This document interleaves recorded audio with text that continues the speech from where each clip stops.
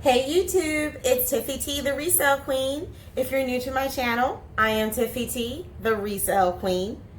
Don't forget to like and subscribe and hit that notification bell so you can see every time I upload. So today I want to talk to you guys about something different. Actually, I'm going to show you. We're going to talk about how to handle clothes. I have a bunch of clothes that I'm working on today, and I wanted you guys to see how I handle them and what I do. So I get asked questions about how do you handle this, how do you handle that. So I'm just going to show you. All right. So I have here my handy dandy steamer. This is a regular clothing steamer. I bought this, I believe, at Walmart. I think I paid less than $40 for this. This is what I use on my clothing. So it's a little loud right now because I have it heating up. So while it's doing that, let me talk to you about how I handle clothing. As you can see, I have things that are new with tags. Not showing you all the tags and all that stuff. But as you can see, it has tags.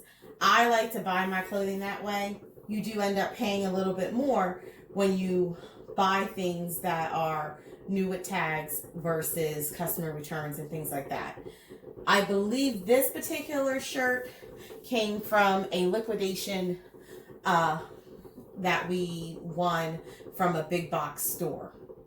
That's another video where you can go on B Stock and you can bid on liquidation items from a store. Check that out if you want to do that before I can get to make a video about it. So these particular clothes are more long sleeve that I'm working on. Actually, I've had these clothes for a little bit. I got them when it was out of season. So I like to buy out of season because it's cheaper. So if I would have go out to buy winter clothing right now or next month, it's going to be more expensive because it's more in demand. I got these in the summer, so I thought it was a good deal. I sold off what I could sell off, and now I'm working on the winter items. So some people say they just go ahead and take it, fold it, do whatever. Some people may even try to wash it. The reason why I like to buy things that have a tag on them is because I don't have to do any extra prep. If you are a person that buys clothing from like a thrift store or secondhand store, normally those clothes are washed somehow. Either they wash them or they dry clean them. I would just ask the clerk how that's done. I don't take clothing that's not for me or my family in my washer machine. If I feel the need that it needs to be washed, I take them to the laundromat. These clothes are not clothes that I bought for my family, that I bought new. That's what I do. If I feel they need to be laundered. I don't like to even launder them. I prefer to steam. If you ever go to a clothing store many years ago when we had malls, this is what they did when the clothing came in. So I'm just going to lightly steam the clothing, get the wrinkles out because it's going to be wrinkled because it's been going through a lot of hands. So this actually doesn't take that long. You want to go through quickly. You don't want to stay on an area too long because what happens is you'll get buildup of the steam. And when that happens, it'll make the shirt wet and all that type of stuff. You're only doing this to refresh the clothing. That's all that you're doing. Now, if I was actually doing this to not videotape for you guys, once I was done this process, I would be taking my pictures for the next listing while this is on the hanger. That to me is a time saver. and you can clearly put in the pictures if there's an issue or if there's a string hanging, anything like that. Also, this is my preference. You may have a different preference and you are entitled to that. I only like to deal with men's clothing. One would think that is a little off, being that I am a woman. However, I like dealing with men's clothing.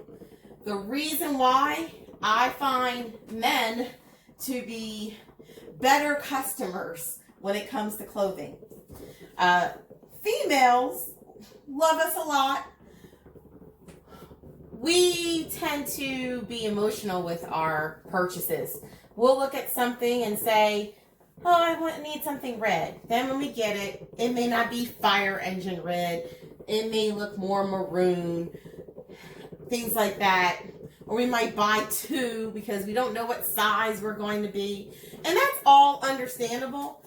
But honestly, I am not one to deal with all of that because I don't have a huge, large operation where I'm okay with a whole bunch of returns coming in for vanity reasons. If I mean, if it's a return for a real issue, then that's different. But it's a vanity issue. I don't feel like dealing with that.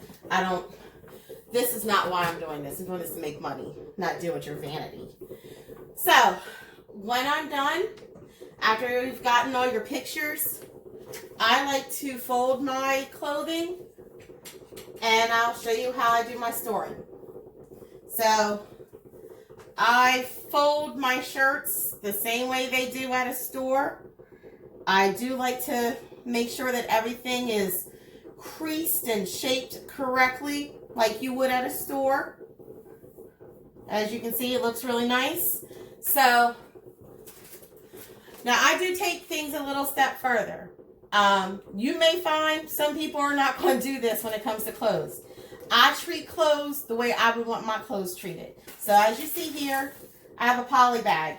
It seals itself. So I like to put my clothes, each individual piece, in a poly bag. This is how I store them. Because this is actually how I'm going to send it out to the customer. So once I do that, I seal the poly bag and it stays here for storage. The other thing that I do, after it's listed, at the bottom, I have little labels that I write on. And if I'm listing it on eBay, I will put the item number. I will put the size and color all at the bottom so that it's easier to find.